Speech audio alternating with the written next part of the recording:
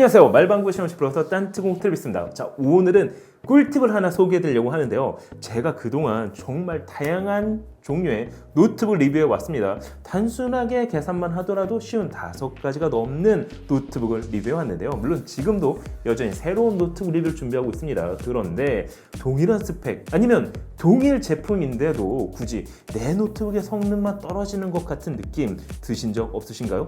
그래서 오늘은 노트북 초기 설정하는 방법에 대해서 알려드리려고 하는데요. 혹시 내 노트북의 성능도 안 나오는 건 초기 설정 때문 아닐까요? 알고 나면 별거 아닌데 사실 이 별거 아닌 것 때문에 성능 차이가 많이 났다면 궁금하지 않으세요? 그럼 지금부터 말방구 시험실과 함께 하시죠. 고고고! 허접한 게 단돈 5만원. 더 먹을 것 같은 게 단돈 68,000원. 미쳤군. 가성비가 사망했잖아. 자, 그동안 제가 리뷰했던 노트북 수만 단순하게 계산해도 쉬운 5가지가 넘어갑니다. 인텔 셀룰론 기반은 물론 최신 10세대 인텔 게이밍 노트북 그리고 AMD 기반의 노트북까지 정말 다양한 스펙의 제품을 리뷰해왔는데요. 하지만 분명한 건 성능이 일정 부분 나와야 하는 제품임에도 벤치마크 점수가 제대로 나오지 못하는 경우가 있었습니다. 심지어 발열도 잡지 못하는 경우도 있었는데요. 과연 어떻게 해결했을까요? 제조사의 잘못일까요? 아니면 사용자의 초기 설정 잘못일까요? 일단 윈도우 10을 기본으로 탑재된 노트북 기준으로 초기 설정을 잡아보도록 하겠습니다. 우리는 노트북을 구매하면 윈도우가 설치되어 있을 경우 별다른 설정 없이 바로 사용할 수 있을 거라 생각을 합니다. 하지만 새 노트북의 경우에는 각종 드라이브가 잡혀있지 않는 경우가 대부분인데요. 그러다 보니까 구매하자마자 별다른 설정 없이 벤치마크부터 돌려보면 성능이 반에 반토막이 나는 경우가 발생합니다. 그래서 노트북을 구매하고 나면 윈도우 설정으로 들어가 업데이트 및 보안을 클릭한 다음 윈도우를 최신 상태로 업데이트해 주셔야 하는데요. 이건 선택이 아니라 필수 세팅 작업입니다. 특히 초기 업데이트는 단순 보안 문제뿐만 아니라 각종 드라이브를 잡아주기 때문에 그래픽카드는 물론 그 외 대부분의 드라이브까지 윈도우 업데이트만으로 잡아줄 수가 있습니다. 사실 예전에는 3D 칩 프로그램을 사용했지만 이젠 윈도우 업데이트만으로 드라이브가 해결되기 때문에 별도 프로그램 없이 바로 사용이 가능한데요. 자, 그럼 정말 드라이브가 잘 잡혔는지 한번 확인해 볼까요? 내 컴퓨터 속성으로 들어가 장치 관리자를 클릭하면 각종 드라이브가 정상 작동하는지 확인할 수가 있습니다. 여기 아무런 표시가 없다면 해당 기능은 모두 정상 작동 중이라고 보시면 됩니다. 자, 그 다음에 내가 구매한 노트북의 그래픽카드 정보를 확인해 보실 필요가 있습니다. 크게 3가지로 분류할 수가 있습니다. 하나는 인텔 그래픽스, 물론 내장형이죠. 두 번째는 엔비디아 지포스 그래픽카드 계열, 그리고 AMD 라데온 그래픽카드로 나눌 수가 있습니다.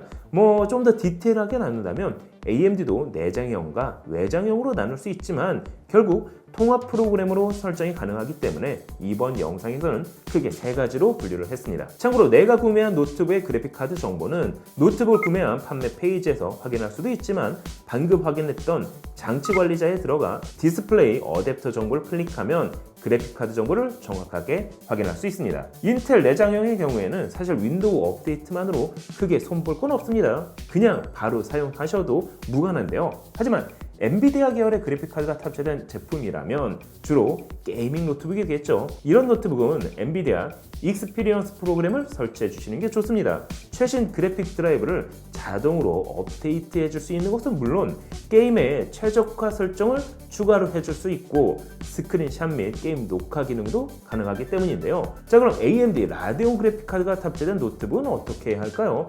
AMD 자동 감지 드라이브를 설치하면 자동으로 내 노트북에 그래픽카드 드라이브를 설치할 수가 있습니다. 그 외에도 게임 최적화 및 프리싱크를 지원하는 모델이라면 프리싱크 사용 여부도 설정할 수가 있는데요.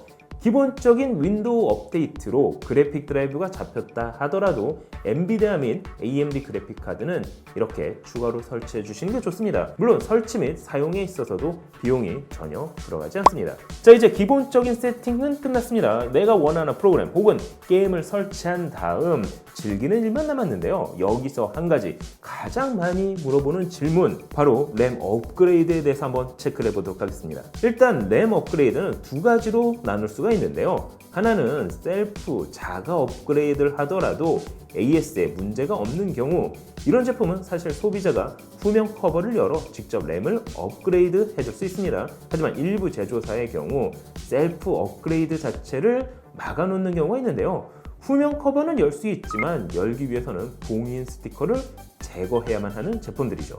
이런 노트북은 봉인 스티커가 훼손될 경우 무상 AS를 받을 수가 없습니다. 따라서 램을 업그레이드 하기 전 노트북의 AS 정책을 확인해 보실 필요가 있습니다. 자, 그럼 노트북 램은 몇 기가가 적당할까요? 사실 여러분도 잘 아시다시피 다다익 램은 많으면 많을수록 좋습니다. 다만 30만원대 노트북에서 램을 16GB까지 업그레이드 한다고 해서 성능이 기대 이상으로 올라가지는 않습니다.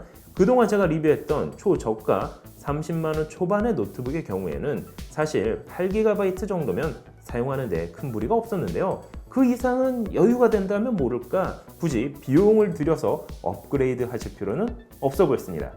하지만 게이밍 타이틀을 달고 나온 노트북의 경우 판매 단가를 낮추기 위해 기본 램을 8GB로 세팅해서 출시되는 제품들이 많습니다. 하지만 게이밍 노트북이라면 8GB를 더 추가해 16GB 정도는 올려주시는 걸 권장해드리고 싶은데요. 자, 그럼 과연 내 노트북이 정상적으로 작동하는지 게임을 플레이할 때 프레임과 발열을 어떻게 체크할 수 있을까요? 검색창에 애프터 버너를 검색해 보시면 관련 프로그램을 설치할 수가 있습니다. 그럼 이처럼 게임을 할 때 프레임과 발열 부분까지 체크를 할 수 있게 되는 거죠.